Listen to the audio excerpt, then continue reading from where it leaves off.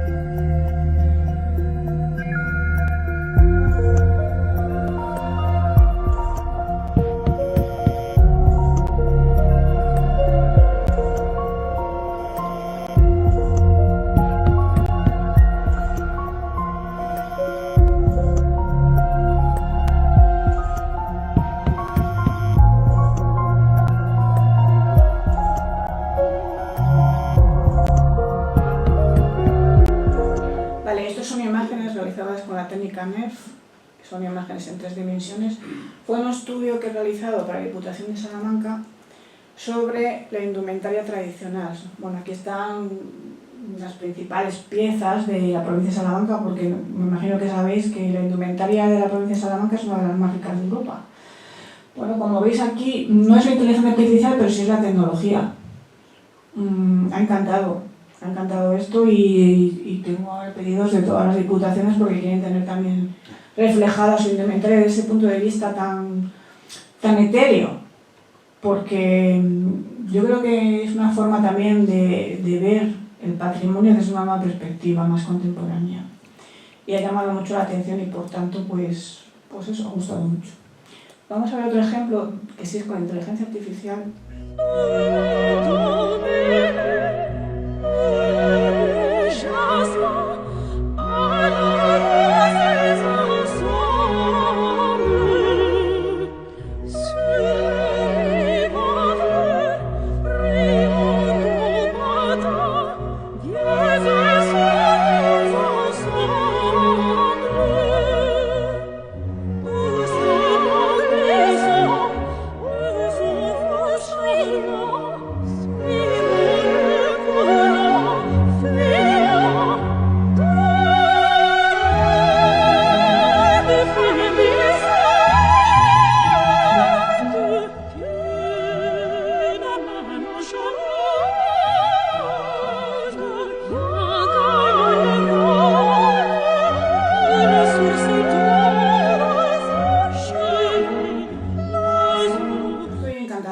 Con la inteligencia artificial. No me gusta el nombre porque en realidad ni es inteligencia ni es artificial, que decir, ahí detrás estoy yo trabajando. Son fotografías que he realizado yo primero, ¿vale? Sí, que tienen un movimiento, efectivamente es una herramienta genial, pero sobre todo me está haciendo revisar mi corpus fotográfico, porque ahora se pueden hacer maravillas con el corpus, es un poco como volver a renacer. Muchas de estas fotografías tienen más de 10 años y sin embargo parecen, pues eso, para mí es una revisión artística porque se pueden hacer unas grandes novedades. Y sobre todo lo que nos hace es que públicos que a lo mejor no estaban tan pendientes ni tan interesados por el patrimonio, pues ahora están súper interesados, sobre todo la gente joven. Tengo bastantes seguidores de un rango de edad a partir de los 20 años que a lo mejor por el hecho de publicar en redes sociales ese tipo de contenido, pues sí que está teniendo muchísima visibilidad. No sé si qué os ha parecido, si os gusta, porque es natural. También es verdad que la inteligencia artificial se puede utilizar de muchas maneras, pero hay que utilizarla siempre con un criterio estético. Y luego, también desde mi punto de vista, Lo interesante es que no lo parezca. O sea, habrá gente que sí sepa, pero muchísima gente, yo creo que el valor está cuando lo utiliza sin que se note. No para hacer cosas grandilocuentes, ni gente volando, ni cosas por el estilo. Ni que de repente, que pues se puede hacer, lógicamente, que de repente la mujer con el traje de vista salga volando o tenga alas negras, que estéticamente también se podría hacer, por supuesto. Yo el trabajo que represento como documentalista, pues tiene un rango, y luego también hay otro que a lo mejor es todavía muchísimo más artístico. Pero sí es verdad que a mí me gusta utilizarlo siempre con mucho criterio. Pero ahí también lo veo como algo artístico y como algo artesanal, porque no es un clic. La gente dice IA, porque a mí eso me da mucha rabia. Yo publico algo y te dicen IA, ya te ponen ahí la etiqueta como si eso ya no tuviera valor. No, o sea, primero tú has tenido que idealizar, tienes que crear una idea, saber qué vas a hacer, hacerlo con criterio y hacerlo con mucha responsabilidad, porque cuando se utiliza la inteligencia artificial para el patrimonio cultural tienes que hacerlo con mucho criterio y con muchísima responsabilidad. Y más si trabajas para instituciones como una diputación. Este trabajo, por ejemplo, estaba hecho para la Diputación de Salamanca, para un trabajo promocional, cultural, que además se hizo a partir del área de turismo. Que, por cierto, he tenido que luchar muchos años para que de alguna manera también el patrimonio cultural se refleje en ese área de turismo, porque yo creo que mayor riqueza que el patrimonio cultural, es que eso nos hace que nos vean en todo el mundo. Yo cuando publico pues contenido de este tipo, siempre, quiero decir, contenido de este tipo en el área de turismo siempre tiene muchísima visibilidad y muchísimo interés por parte de todo el mundo. Bueno, vamos a meternos ya de lleno con lo que vamos a hablar, que es la fotografía como artesanía, llegados a este punto, ¿vale? Y después de haber recorrido la disputa histórica, esa sospecha persiste que la fotografía sería demasiado técnica para ser arte. Conviene invertir la perspectiva, porque quizá la pregunta no sea si la fotografía puede escapar de la técnica, sino cómo la técnica, cuando se ejerce con oficio, puede convertirse en una forma legítima de cultura.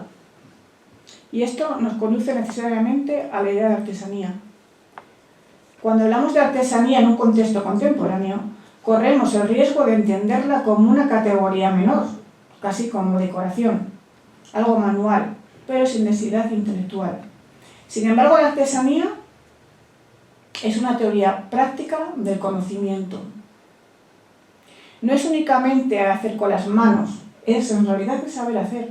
Y saber hacer implica tiempo, mucha disciplina, repetición y una relación íntima entre el cuerpo que trabaja y la materia que se transforma.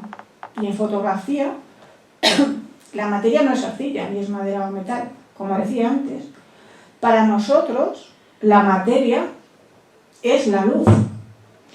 Y eso introduce una paradoja reveladora. Si el fotógrafo trabaja con algo que no se toca, pero que sí se modela, algo inmaterial, pero físicamente decisivo, algo que se percibe, pero no podemos tocarlo ni podemos poseerlo. Por eso, la técnica fotográfica, cuando se toma en serio, no es un simple catálogo de parámetros, sino es una práctica de la percepción. Y conviene insistir en este punto porque la cultura visual actual, la técnica se ha banalizado.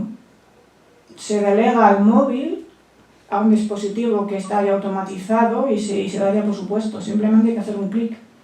Y como consecuencia, se olvida que la técnica no es un adorno de la mirada, sino es una condición de posibilidad.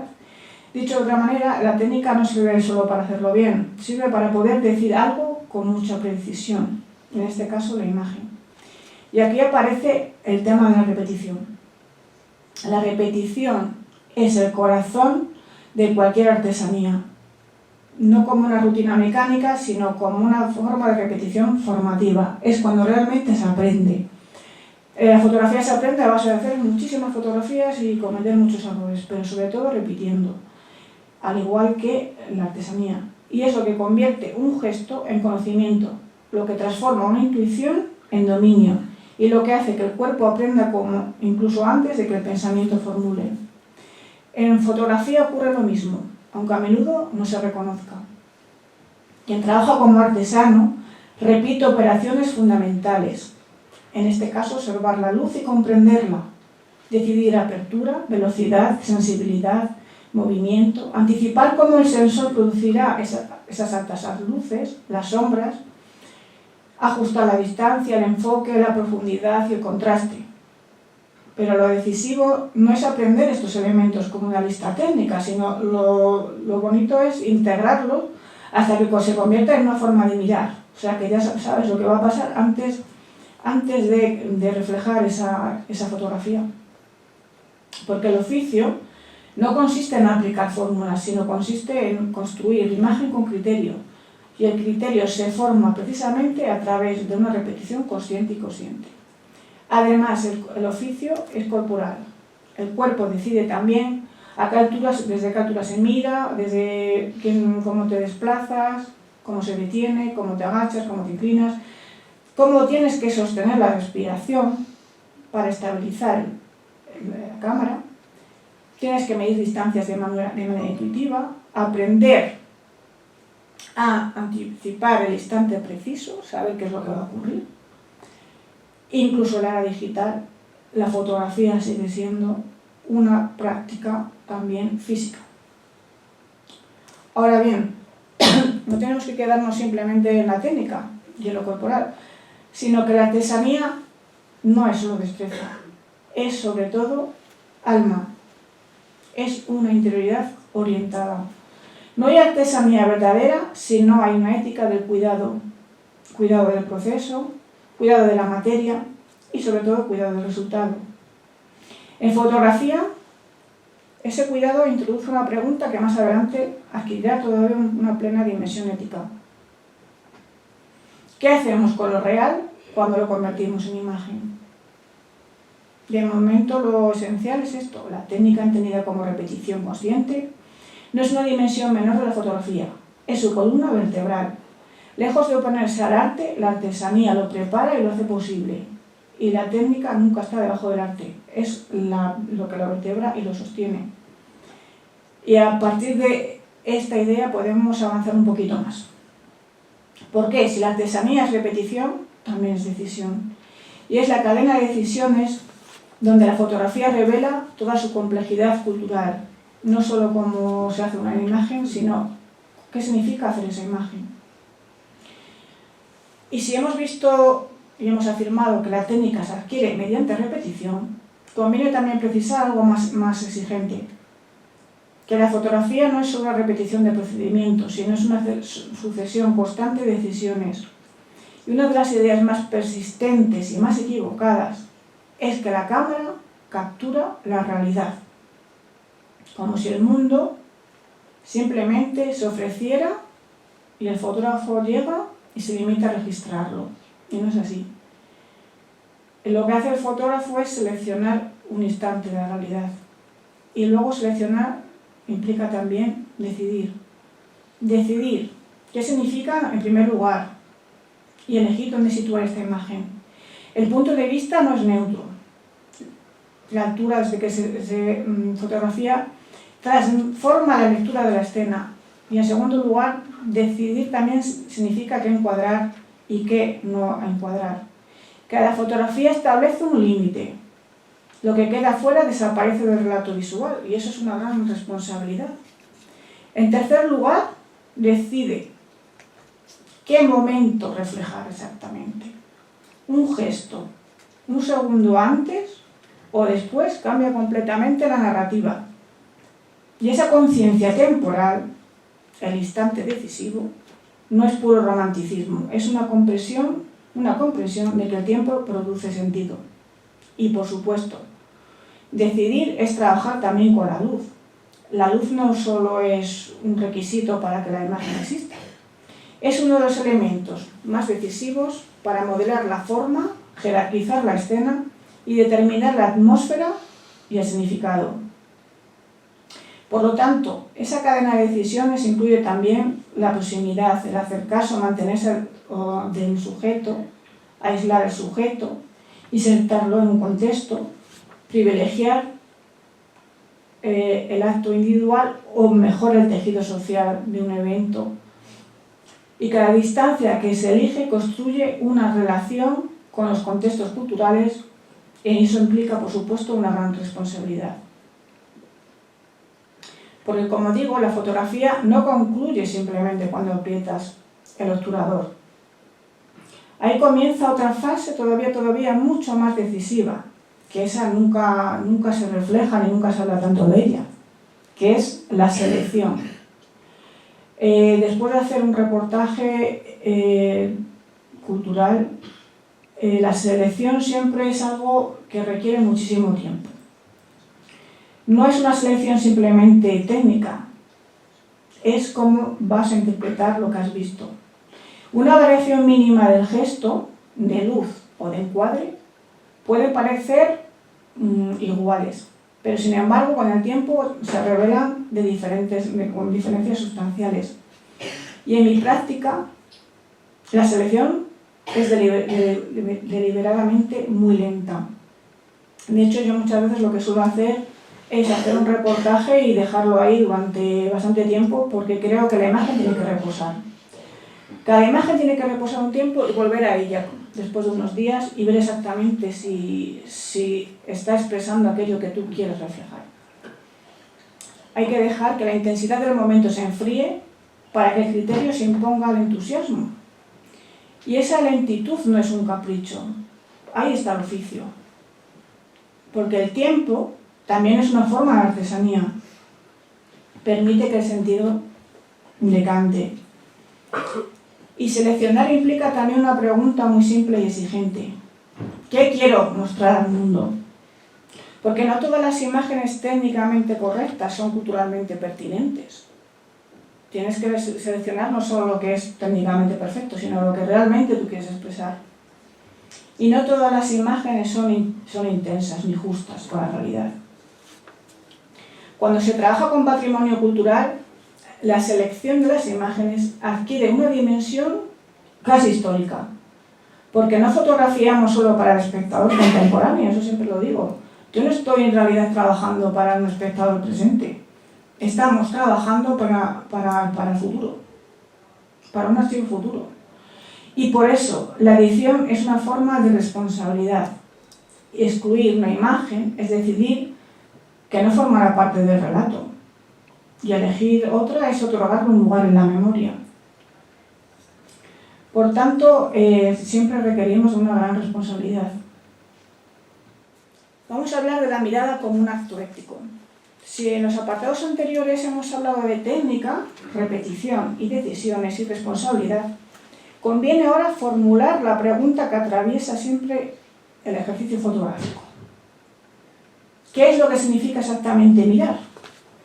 Porque la fotografía no comienza con la cámara, comienza con la mirada. Y la mirada no es un acto inocente.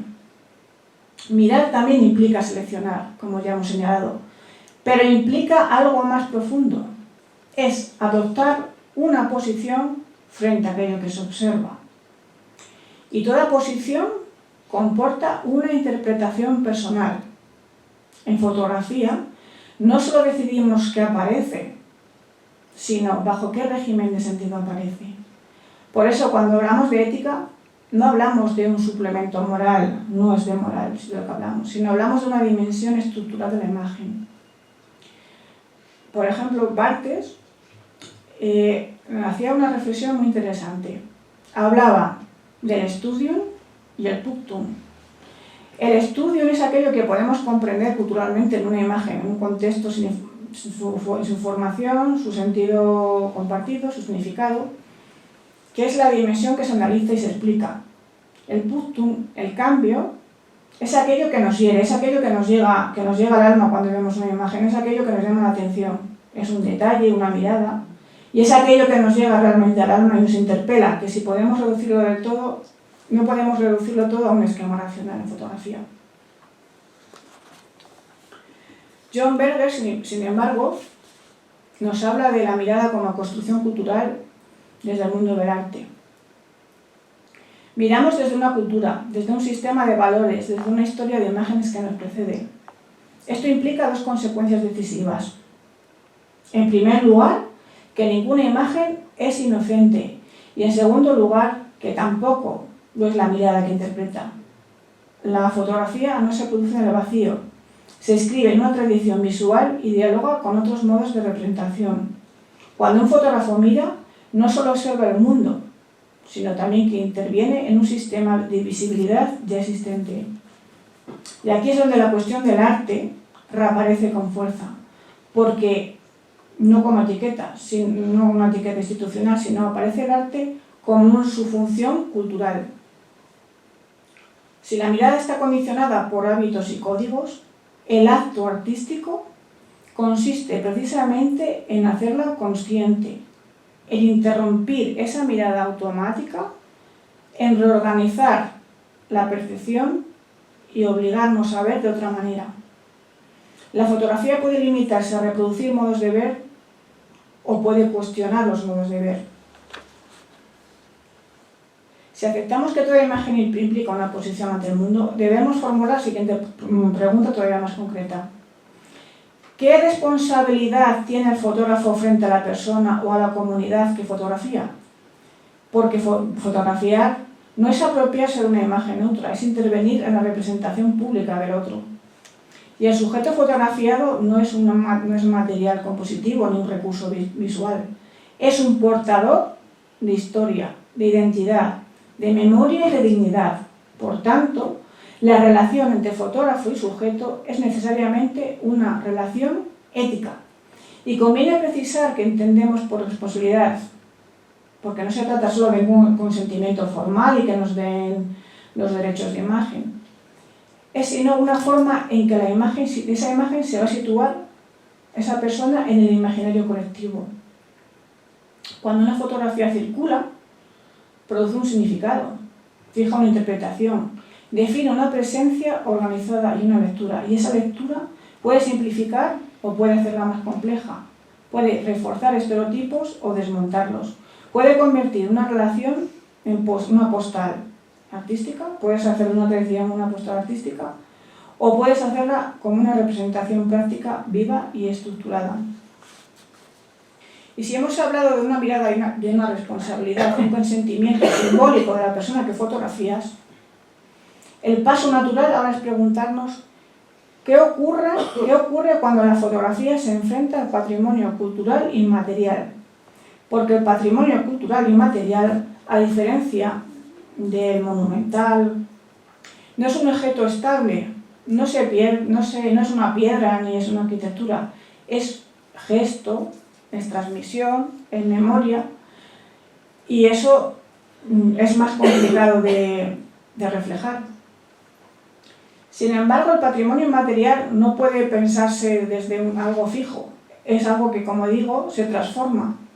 Y por eso la fotografía no se limita simplemente a reflejar los archivos, porque entonces corres el riesgo de congelar aquello que es esencialmente vivo, que son los eventos, los actos culturales y sobre todo el mundo ancestral. De ahí la pregunta más importante que tenemos que hacernos es que si ¿debe la fotografía del patrimonio limitarse a documentar o puede aspirar a algo más? Desde mi punto de vista, sí. Mi posición en este sentido es muy clara. La fotografía que trabaja con patrimonio inmaterial no debería conformarse con un registro frío, simplemente documental, como a veces me dicen a mí, que yo tiendo mucho a embellecer, a lo artístico, y digo, bueno, es mi manera de trabajar, pero es que además yo creo que eso es lo que la acerca. Y debe aspirar a convertirse en lo que podríamos llamar un documento vivo. Es decir, que una imagen que si renunciara al rigor documental, sea capaz de transmitir una dimensión simbólica, una temporalidad interna y sobre todo el sentido cultural. Como sabéis, a lo largo de esta intervención he defendido una idea central, que la fotografía no puede entenderse únicamente como un procedimiento técnico, ni tampoco como una expresión artística. Su sentido más pleno surge cuando integra el arte y la técnica, pero siempre con una conciencia ética. Hemos recordado que la fotografía nació históricamente en una tensión con otras disciplinas artísticas y que su legitimidad fue cuestionada siempre desde sus orígenes. Hemos analizado la fotografía como artesanía, entendiendo el oficio no como un simple dominio instrumental, sino como una disciplina que requiere de mucha repetición, de mucho tiempo lento, de una revisión, de una selección y una coherencia de forma. En ese proceso no solo se produce una imagen, sino que se construye una posición ante el mundo. Y en el ámbito del patrimonio cultural y material hemos defendido que la tradición no es un objeto estático, sino un proceso histórico en reformulación constante. Y la fotografía forma parte de ese proceso. Puede reducir bien la tradición a algo superficial o, por otro lado, puede contribuir a su comprensión compleja, al conocimiento y, por tanto, a que sea amada. Y en ese contexto, la belleza deja de ser sospechosa. Y yo deja de ser sospechosa porque en el mundo de hoy parece ser que la belleza no está de moda. Se tiende más al feísmo, no se sabe por qué, se valora últimamente más el feísmo que la belleza. Y la belleza se convierte en una forma de verdad siempre que esté sustentada desde el conocimiento y el rigor formal. Y por mi parte, hemos terminado la charla y eso es lo más importante que quería decir. Podríamos estar aquí horas hablando, pero con esto creo que es suficiente. Muchísimas gracias por vuestra atención.